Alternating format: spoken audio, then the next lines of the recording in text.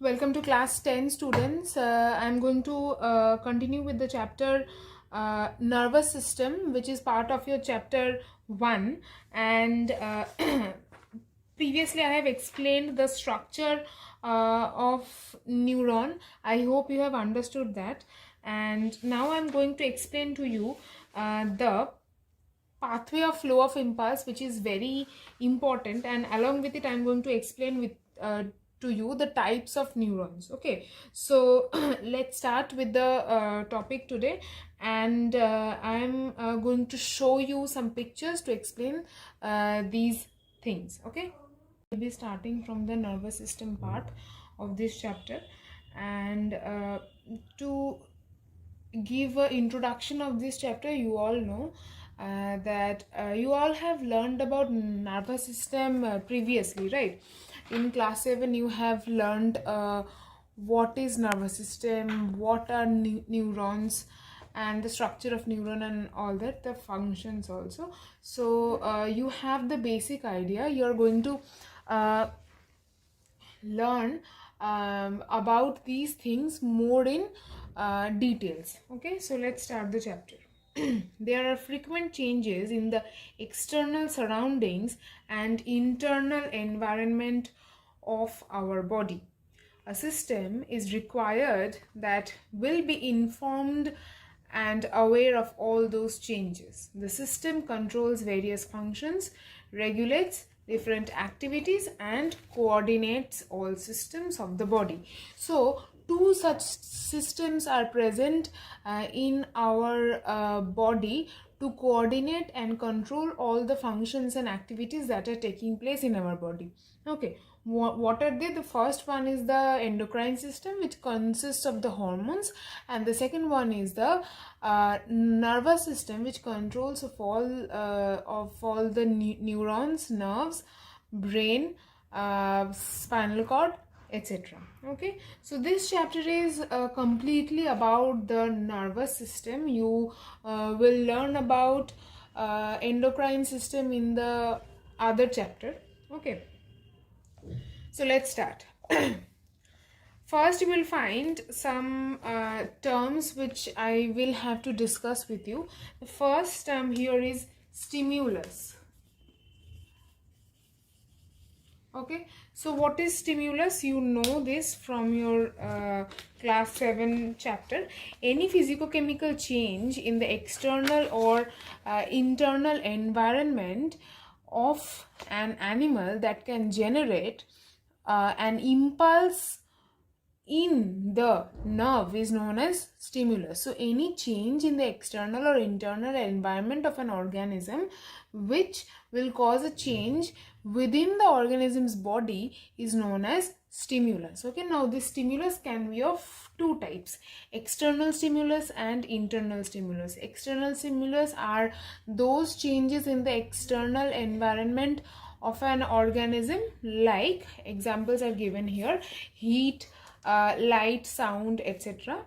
And the internal stimulus can be pain, pressure, hunger, fear, anxiety, etc. Okay, so we are done with stimulus and its types. Next we come to receptor.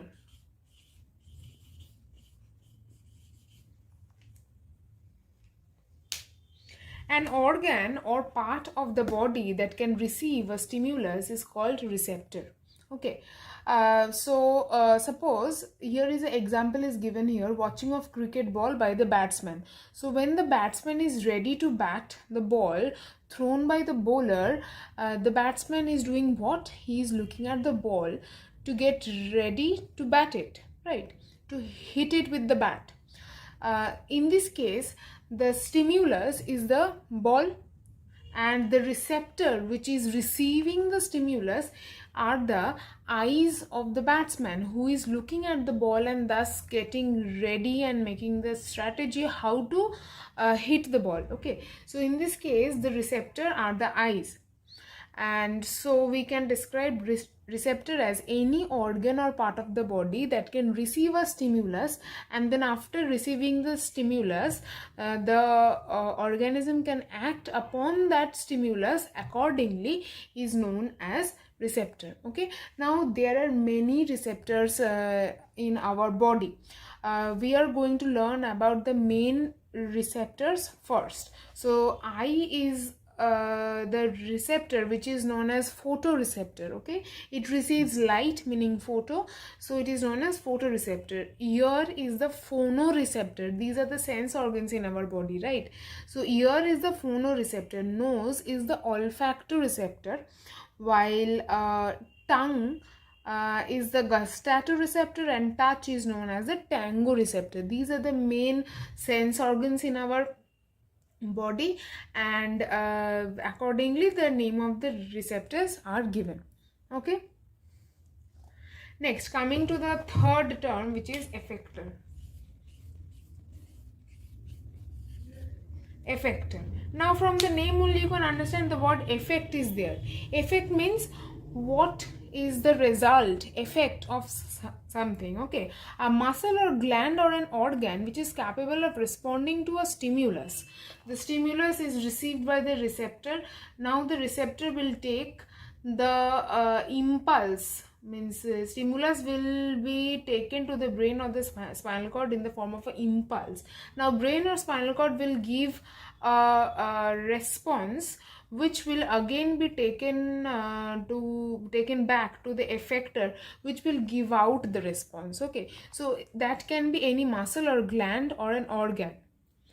Effector brings about response. So think of that example that I talked about previously. The batsman is looking at the ball that is thrown by the bowler and is getting himself ready to hit the ball. Okay, now in this case the stimulus is the ball, the eyes of the batsman are the receptor, and then he will hit the ball as the ball comes near him. So that is the response given out by the batsman. Okay, you will find the same example here. The batsman watches the ball with the eye, which is the receptor, and plays the ball with the bat holding in hand, which is the effector.